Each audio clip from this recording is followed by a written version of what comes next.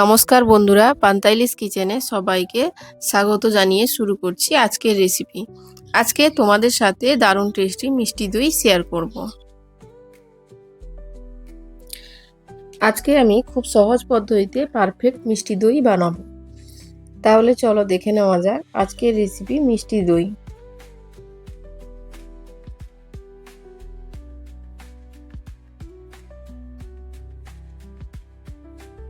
এই মিষ্টি দই বানানোর জন্য আমি হাফ কাপ চিনি নিয়েছি ক্যারামেল তৈরি করার জন্য। এবার একটা ফ্রাইং প্যান নিয়েছি। গ্যাসের ফ্লেমটা মিডিয়ামে করে চিনিটা দিয়ে দেব। যতক্ষণ চিনিটা একা একা গলতে শুরু করবে ততক্ষণ নাড়াচাড়া করব না। এবার চিনিটা গলতে শুরু করেছে। এবার একটা হাতার সাহায্যে চিনির মিশ্রণটাকে গলিয়ে নেব। এবার দিয়ে দেব 1 কাপ পরিমাণ জল। জল দিয়ে চিনির ক্যারামেলটা মিশিয়ে নেব।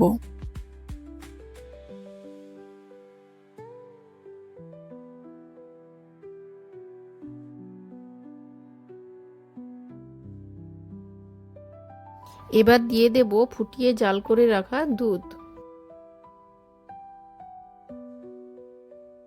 এবার দুধটাকে ফুটিয়ে অর্ধেক করে নেব।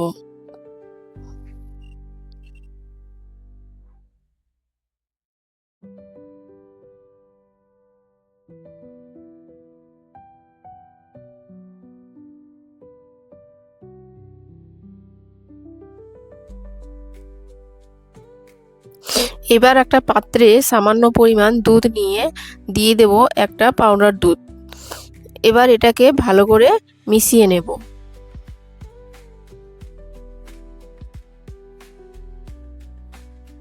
এবার পাউডার দুধটি মিশিয়ে নিয়ে জাল করা দুধের সাথে মিশিয়ে দেব।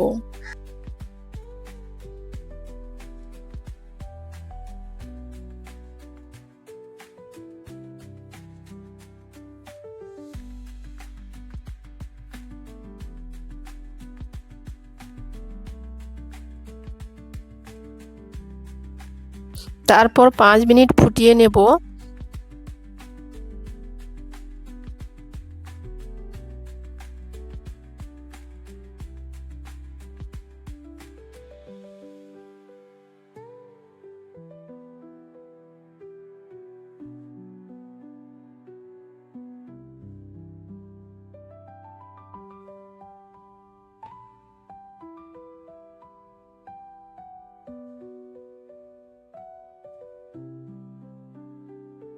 এবার দিয়ে দেব সামান্য পরিমাণ চিনি।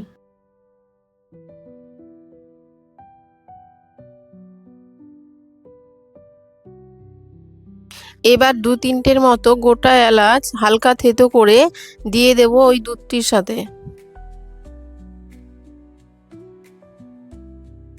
এবার গ্যাসটি অফ করে দুধটি ঠান্ডা হতে দেব। এবার একটা পাত্রে 1 চামচ পরিমাণ টক দই দেব। তার সঙ্গে দিয়ে দেব 1 চামচ পরিমাণ কর্নফ্লাওয়ার। দইটাকে এবার চামচের সাহায্যে ভালো করে ফেটিয়ে নেব।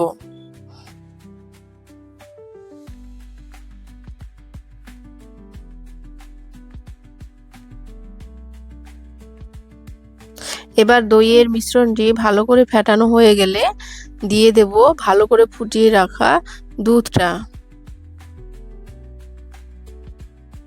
দুধটি হালকা গরম অবস্থায় দিয়ে দেব।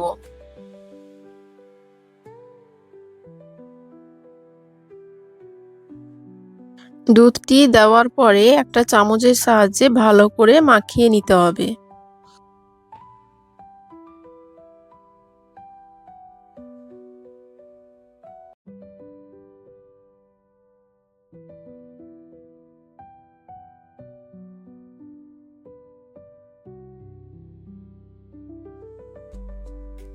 মাখিয়ে নিয়ে একটা স্টিলের বাটিতে ঢেলে দেব।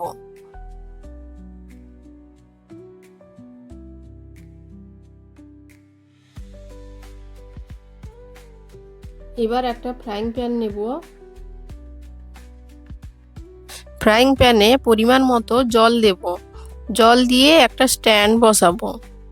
এবার গ্যাসটিকে অন করে স্টিলের বাটিটা বসাবো। তারপর ঢাকা দিয়ে গ্যাসটি অন করে 20 মিনিট লো ফ্লেমে ফুটিয়ে নেব। 20 মিনিট ফোটানোর পর দেখুন দইটা কেমন বসে গেছে। এবার বাটিটা তুলে নিয়ে ঠান্ডা করতে দেব। ঠান্ডা করার পর ফ্রিজে 5 থেকে 6 ঘন্টা নর্মাল টেম্পারেচারে রাখবো।